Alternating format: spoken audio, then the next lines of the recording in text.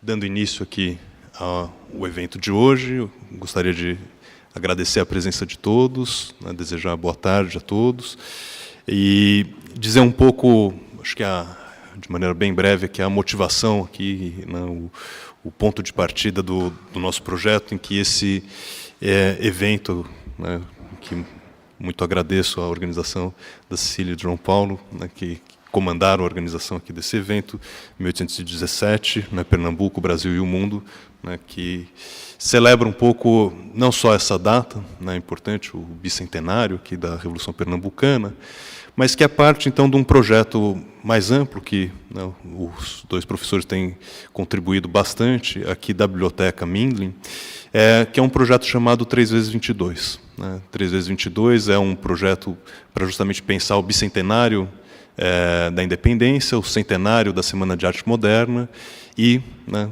quem sabe, aquilo que nos reserva em 2022, né, que não sabemos muito bem o que esse futuro nos reserva, espero que um pouco melhor do que temos vivendo nos dias de hoje. De qualquer maneira, a motivação do projeto é justamente essa, é resgatar, então, essas datas simbólicas importantes aqui da nossa história e refletir de alguma maneira crítica e até propositiva sobre o nosso futuro. Então, a partir desse ano, a biblioteca lançou esse projeto chamado 3x22, né, uma comissão com membros do comitê acadêmico, junto com parceiros e professores, né, que são muito vinculados aos temas da independência, da Semana de Arte Moderna. E a proposta é justamente organizar e levar à frente, nos próximos anos, né, até 2022, eventos que possam discutir, avaliar, né, e lançar novas questões, tanto sobre a questão, né, a partir da independência, da formação do Estado, da questão da nação, da questão, inclusive, né, da nossa Constituição como sociedade, mas também da Semana de Arte Moderna, com as questões da modernidade, né, da identidade nacional.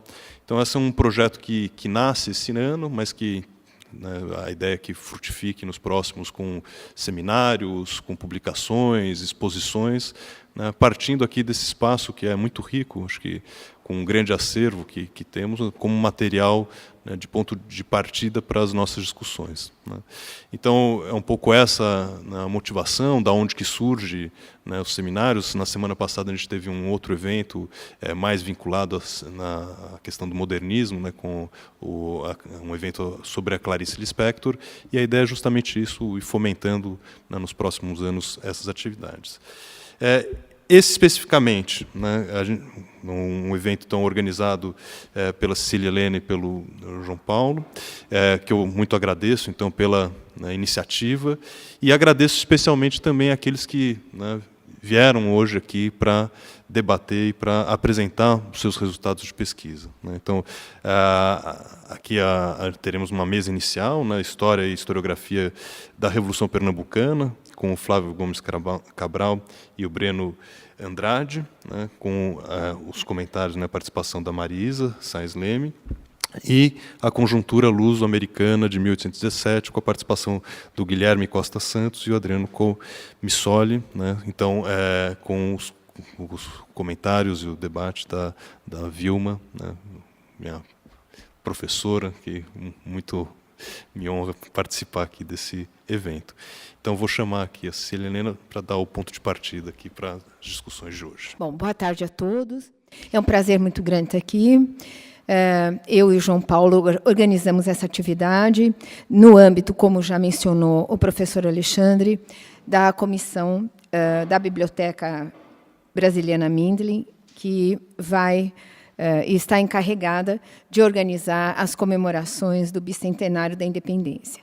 E uma das nossas principais propostas, minha e do professor João Paulo, é justamente convidar jovens pesquisadores que nos últimos anos ou que no presente momento estejam realizando pesquisas inovadoras que possam trazer novos horizontes, novos questionamentos a respeito do processo de formação da independência e da formação da nação, da formação do império no Brasil no século XIX, e que possam, com suas contribuições, abrir novas perspectivas.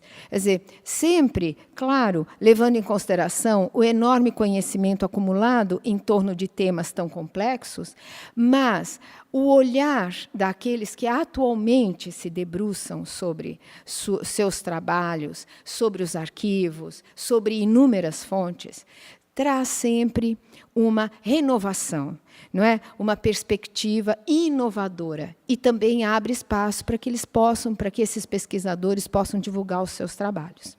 Então, eu quero agradecer muitíssimo ao professor Alexandre Sais, ao Carlos Alberto Zeron, que é também diretor da Biblioteca Mindley. Alexandre é vice-diretor da biblioteca. Quero agradecer muitíssimo os nossos convidados e vamos compor a mesa para nós fazermos o primeiro debate. Então, eu vou chamar o professor Flávio Cabral, da PUC de Pernambuco, e professor Breno Gontijo Andrade, e a professora Marisa Sainz Leme, que vai ser a nossa debatedora. A professora Marisa Sainz Leme é uma pesquisadora consagrada sobre o período, está aqui para nos ajudar com o debate. Ela é professora da Unesp, Universidade Estadual Paulista, do campus de Franca, e o Breno milita na Universidade Federal de Minas Gerais, e o Flávio, como eu disse, da Pontifícia Universidade Católica de Pernambuco. Então, vou passar a palavra ao Flávio, depois ao Breno, depois à Marisa. Cada um tem mais ou menos 20 minutos para fazer as suas apresentações, levando em consideração que, quando nós abrirmos o debate, claro, não é? Terão mais um tempinho para expor os seus argumentos. Bom, de um momento, agradecendo a comissão, né, deste importante evento, né, e de antemão é um prazer para mim falar um pouco dessa história de 1817, umas últimas pesquisas que eu venho me debruçando há algum tempo, né? Então, na realidade, a minha intenção no momento era tentar entender essa trajetória de uma figura pernambucana, do Antônio Gonçalves da Cruz, que tem um apelido de Cabugá, por conta de uma rua existente no bairro Santo Antônio, um homem rico, era mulato, maçom, viajou pela Europa, e no momento da Revolução, ele foi convidado pela junta de governo, o governo provisório, para ser o embaixador da República de Pernambuco nos Estados Unidos.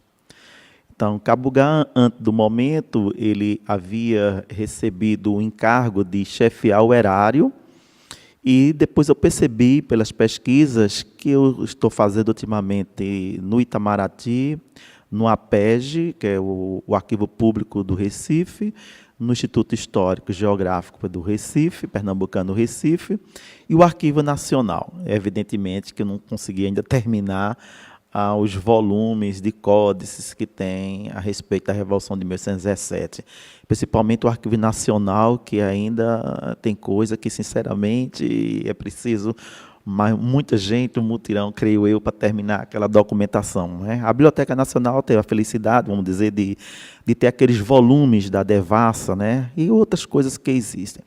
Normalmente essa imagem, acho que seria essa aqui, é uma imagem conhecida, né, da cidade do Recife, justamente mais ou menos 1820, onde se mostra alguns aspectos. Num primeiro plano, nós temos o bairro do Recife, que nós chamamos de Recife Antigo, a ponte do Recife. Em cada cabeceira existia arcos que, infelizmente, no início do século XX, foram demolidos diante da modernidade. E lá na frente, o bairro Santo Antônio, alguma parte aqui vocês veem duas torres, que seria o Paço Alfândega de hoje, e atrás estaria um edifício branco, que seria, então, o Palácio do Colégio, ou no momento onde ficavam os governadores, depois que, com a saída dos holandeses, Olinda foi perdendo todo o seu atrativo e o Recife começa a se tornar uma cidade mais interessante e as autoridades começam a mudar-se para Recife. Então, o Palácio do Colégio era dos jesuítas, naquele problema, no momento de Pombal, aquela expulsão, então o colégio se transforma num palácio. E no momento da conflagração do movimento, é lá onde a junta irá se instalar. É interessante que, normalmente, todos os decretos, ele sempre bota de casa da junta, casa do governo provisório de Pernambuco. Não, algumas partes que nós temos aqui, eu estou com um olhar muito interessante entre os cônsules do Recife, que está muito na passagem de Tolenaire, quando escreve nas suas notas dominicais. Tem vários documentos em francês que foi retirado da Biblioteca Nacional de Paris, onde a gente vê a impressão dele. É interessante como esse olhar que ele tem de como aconteceu a rebelião, né? Então, a rebelião acontece, como nós já sabemos, não vou me esmiuçar muito, né, a partir de uma quartelada e depois a tomada do governo. Evidentemente que a gente vem percebendo que essa rebelião já vinha sendo tramada, digamos, no mínimo desde 1810. Existem cartas entre homens como o padre João Ribeiro, etc., que tinha documentos falando sobre essa manifestação, que seria mais ou menos. Eles estavam preparando para um dado momento. E por essas cartas que a gente vai observando, a gente percebe que há certas conexões com o pessoal da América Espanhola, né? Havia uma intenção de se todo mundo se irmanar nesse momento, em que havia as guerras libertárias por aqui. Então, no momento, antes de Cabo Gás ser nomeado embaixador da República de Pernambuco, esteve indo aos Estados Unidos justamente o inglês, que é o Brown, que era um comerciante, que a gente vai perceber também que Recife, né, depois da chegada da corte, nós temos alguns comerciantes majoritariamente ingleses na cidade, mas havia alguns norte-americanos que tinham algumas lojinhas e tinha navios que traziam coisas interessantes para ser vendido e levado de coisas tropicais para os Estados Unidos. E o inglês, ele estava de partida, né, para a América do Norte, quando então a junta chama ele para levar cartas ao presidente da República e que ele pudesse o máximo, digamos, noticiar a rebelião por lá. Então, Brown era exatamente a pessoa que irá a vários jornais, né, a imprensa, que inclusive a imprensa americana foi muito feliz, ela foi muito interessante, ela escreveu muito, produziu muita matéria sobre a Revolução. E é importante ver que o inglês, ao levar isso, eu encontrei já uma carta do cônsul em inglês em Recife para o secretário de Estado na Inglaterra, que ele diz, olha, ele não deveria ter feito isso, né? Quer dizer, por os bastidores, ele é condenado por ter recebido essa missão de divulgar. E depois o professor Zé Antônio Gonçalves de Mello encontra no cemitério dos ingleses do Recife algumas coisas sobre o comerciante inglês, né? Tem até artigo dele na revista do Instituto Histórico e Geográfico Pernambucano. Mas as primeiras manifestações desses jornais, eles saem exatamente através do Charles Brown. E, evidentemente, que a maioria das notícias que eram divulgadas nos Estados Unidos, as reportagens elas são reproduzidas em outros jornais. Então, a gente vai encontrar uma série de reproduções. E aí, a maioria de toda essa documentação, a gente já encontra em Bourdon, que escreve, aliás, ele é interessado em compilar tudo que o embaixador Corrêa da Serra, que era o embaixador do Reino Unido e Portugal, Brasil e Algarves, ele estava interessado em conhecer suas atividades, é um grande intelectual, E ele, então, ele copia todas as correspondências, copia todos os jornais que estão saindo, e aí isso me facilitou bastante de ter esse entendimento, né? O livro está em inglês, francês, e aí a gente começou a andar nesses caminhos, trilhar nesses caminhos, e a gente foi observando como os americanos viram isso. E, evidentemente, os jornais são interessantíssimos, mostrando que não esperavam que o Brasil, como eles dizem, iria acontecer um movimento de tal envergadura. Já achava que seria impossível. E aí, sempre as notícias aparecem de uma maneira interessante, no momento dizendo, olha, exatamente isto é interessante. As cartas que são publicadas, que a junta envia para o governo americano, a ideia de que estava aberto o Exporte Pernambuco, estavam abertas um diálogo de comércio com os Estados Unidos, o que seria bastante interessante, inclusive dando até isenções fiscais de várias coisas, né? Aí nós vamos observando que se falava da adesão das províncias, da Paraíba, do Rio do Norte, dos desejos, né, das reclamações dos pernambucanos contra os gastos da corte, das questões relacionadas com, digamos, as remessas que Pernambuco tinha que enviar para o Rio de Janeiro, para, de certa forma, sustentar as cortes. Se fala da questão da corrupção daquele momento da corte portuguesa.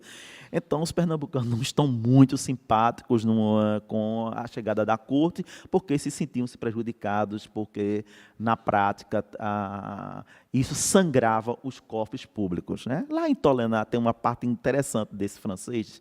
Quando ele estando na Bahia, ele diz, olha, a Bahia está fazendo grandes obras públicas, mas o Recife é impossível de se fazer. E ele acusa de que essas remessas constantes, que muitas vezes a província não tinha como honrar esse compromisso com a corte, isso contribuía muito para que não se pudesse fazer obras em Pernambuco. E o próprio Caetano Pinto, em Miranda Montenegro, várias vezes reclama a Dom João sobre essas questões. Nesses gráficos aqui, a gente tentou observar a quantidade de jornais que nos Estados Unidos foram veiculados à Revolução, né? Nós temos a Aurora da Filadélfia, o de Baltimore, que é um local onde comprou-se muitas armas, inclusive tanto, né, o inglês e também o Cabugá estiveram em Baltimore comprando armas e foram enviadas para Pernambuco. Inclusive, o dinheiro que o Cabugá levou do erário, mas foi o governo provisório que o fez enviar, era justamente para que se comprasse armas e munições, porque isso era um grande perigo na Revolução. Tinha-se tudo, mas a defesa seria muito complicada, porque, obviamente, sabia-se que o governo, as tropas realistas, iria bombardear o Recife, iria, de uma maneira ou de outra, tentar sufocar. Então, aqui nós temos Boston, o Demócrata de Filadélfia, o Georgetown e outros jornais. O que tem mais é o National Intelligence. Isso aí é um jornal interessantíssimo, é uma espécie de um diário oficial. Mas aí esse jornal é que mais veicula sobre as questões. Então, entre o período de 17 a 18, nós vamos ver um interesse muito grande da imprensa norte-americana com as questões que estão relacionadas com a América, com essa parte norte da América portuguesa. Não só no momento esses jornais veiculam no momento da Revolução, como também após a Revolução, eles continuam. Esta seria uma carta que eu acho interessantíssima, que é a nomeação do Cabugá, que se encontra no Arquivo Histórico do Itamaraty, sobre o governo provisório nomeando o Cabugá, e aqui ele coloca o que é que ele deve fazer lá. Fazer uma aliança com o governo americano. E se sabia que dificilmente os Estados Unidos reconheceriam a independência brasileira. Isso aí é uma coisa notória. Que eles sabiam que isso estava acontecendo também com as ex-colônias da América. Que é interessante que o embaixador do Reino Unido dizia: os Estados Unidos não reconhecem, mas, ao mesmo tempo, reconhecem oficiosamente. Isso é verdade, né? Que a gente vai ver posteriormente. Eu acho muito interessante que nesse documento, no lado, acho que direito ou esquerda de vocês, tem uma marca d'água, né? Essa marca d'água é justamente essa. Eu não conhecia ela. e eu estava até um tempinho escondendo. Porque, na realidade, a gente está escrevendo um trabalho e eu pretendo, eu e um outro colega, e a gente pensa muito nessa marca d'água, que eu achei bastante, onde tem Salus Populi, Pernambuco, e embaixo, no centro, está a bandeira, que é a de 1817, e aí a tradução seria a salvação do povo. Uma inscrição parte de uma máxima do direito romano, Salus Populi Suprema Lex Est, seja a salvação do povo, a lei suprema, para significar que todas as leis privadas devem visar ao bem comum. E quando a gente faz uma analogia com justamente a lei orgânica que eles vão fabricar, que acredita-se que é o irmão de José Bonifácio, que era o ouvidor de Olinda, né? Ele trabalhou muito nessa lei orgânica e com outros juristas do momento, né? Então, a gente observa que a questão da soberania popular está bem visível nos 26 artigos da lei orgânica, que é um primor de a gente observar o pensamento do pessoal naquele momento. Esse outro documento é um outro documento que a Junta prepara para Cabugá, que está no Arquivo Histórico do Itamaraty, que é justamente as recomendações, o que é que ele deveria fazer lá. E aí, interessante que abriu os lucros, etc., os Estados Unidos vai ter direito, e havia uma tratativa aí do Cabugá conversar com homens que se viram a Napoleão, inclusive. Depois que Napoleão está exilado em Santa Helena, muitos soldados franceses se exilaram nos Estados Unidos porque não queriam obedecer à nova ordem política, na França.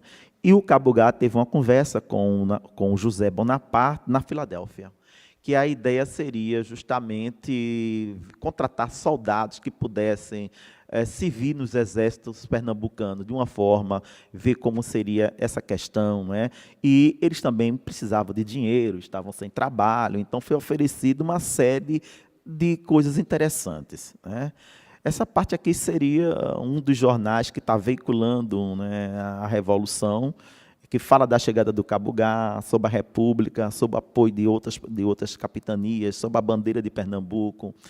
E é interessante nisso tudo que isso incomodará muito o Abade Corrêa da Serra, que é o nosso embaixador do Reino Unido, e Cabugá teve uma pessoa que ajuda muito ele, que é justamente o secretário de Estado interino, que é o Richard Rush, para desespero do Abade Corrêa da Serra. Essas duas autoridades irão fabricar muitos documentos, que eu ainda não terminei de olhar. Mas são documentos interessantes, porque eles brigam, porque, claro, o Abade está defendendo Dom João e o outro, os revolucionários, que o outro chama de jacobinos, em várias partes. Outra parte interessante nessa documentação, aqui é justamente as armas que foram compradas em Baltimore, e 200 pistolas, 2.000 espingardas, 7.000 espingardas e tal, a maioria são tudo de padronizações francesas, que chegaram a vir para Pernambuco, mas que chegaram no momento em que a Revolução já havia sido sufocada. Uma outra parte, quando eu estava falando de todas as conversas, que o Cabugá se interessava bastante de ter uma possibilidade de ter um contato com o presidente da República, mas isso não foi feito, não conseguiu, a não ser com a Secretaria de Estado e com os outros homens do poder. Aqui nós estamos observando o José Bonaparte, que conversou com Napoleão, mas José Bonaparte tinha um plano interessante. Era o que a República de Pernambuco poderia fazer para tentar colocar os seus desejos, que seria liberar o seu irmão da ilha de Santa Helena via Pernambuco, que era justamente pelo arquipélago de Fernando Noronha, que não fica muito distante. Então, a ideia de José Bonaparte era ver como se faria isso. Mas, na prática, é uma coisa que não se consolida, mas que está visível. E isto fica perfeito quando a gente olha aqui há um recibo do coronel Latapi, assinado na Filadélfia em 5 de junho de 17, onde ele recebe uma continha para vir para Pernambuco com 3 ou mais 4 marinheiros. E depois que ele é preso no Recife, ele vai contar que realmente algumas conversas que teve com José Bonaparte, certo? Sobre essas questões de Napoleão, mas que na realidade não fica bem claro, não se consegue, mas na realidade houve uma ideia.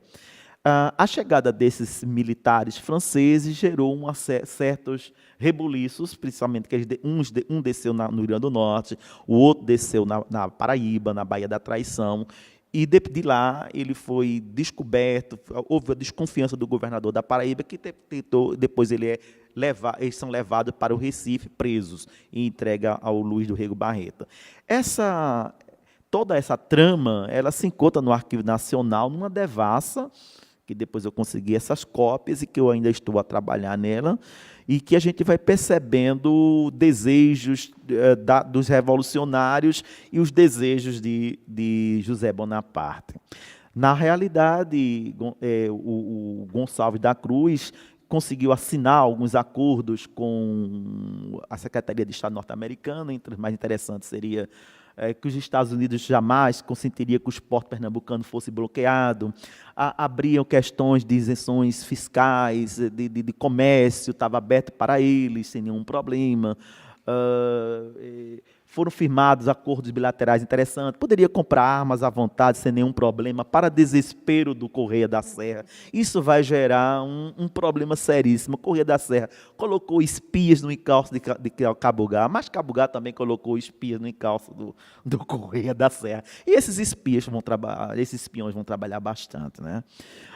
De uma coisa e outra, eu acho interessante Muniz Tavares, né, que todo mundo conhece o livro dele. Tem um momento, ele já na velhice, quando ele já é um pouco já idoso, não estava bem tão assim, mas ele mostra o desânimo que ele teve com os Estados Unidos. Os jovens da época viam os Estados Unidos como sendo, acho que, mais puro, não tinha coisa melhor. Mas depois dessas coisas, como não conseguiram, ele diz, olha, eles são todos avarentos, e não é muito interessante, né? Uma das cartas que que a junta leva para o governo americano era justamente um trabalho aí da bandeira de Pernambuco, que depois foi publicada nos jornais norte-americanos, e aí mostrava, olha, nosso amigo, nosso irmão, presidente da República. Aí a bandeira, que aí você vê com 3 estrelas, que é a Pernambuco, Paraíba e Rio Grande do Norte, que depois ela foi publicada aí na revista do Instituto Histórico e Geográfico Brasileiro, de 1893, tem a bandeira que seguiu para lá, para eles terem ideia por conta dos navios que iam para lá com ela e que não houvesse problema no meio do mar, porque era estranha para o momento, né?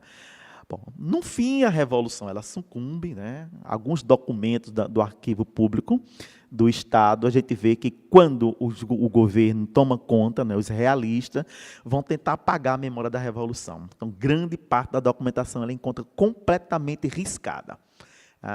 Pode ser, não sei se já existe um momento de conseguir saber o que é que tem aí por trás, porque a gente olha que fizeram um verdadeiro borrar de uma maneira que a gente não consegue entender o que os revolucionários, em grande parte, escreveram, né, por conta desse apago, de tentar apagar. E lá nos Estados Unidos, depois que chegam as notícias que a Revolução foi por água abaixo, digamos assim, Cabugá, ele reúne-se com várias pessoas, com vários homens, e pede intervenção, porque está vendo as mortes, os esquartejamentos. Nós sabemos que as cadeias de Recife não couberam mais, os fortes foram para a Bahia, mas, na prática, a gente vai percebendo que o teor da Revolução, como ela foi feita, né, a incomodou demais, tanto é que como aconteceu a apagar a imagem, né? Até hoje eu estava conversando ali com o Breno, né? Não sei onde estão a relação dos bens que foram sequestrados dessas pessoas, né? Porque realmente sequestraram e muita coisa foi apagada. Então, na prática, mais ou menos era isso que eu tenho a dizer para os senhores e senhoras. E, diante da pressa, né, ficamos para as conversas posteriores à nossa fala. Tá certo? Muito obrigado.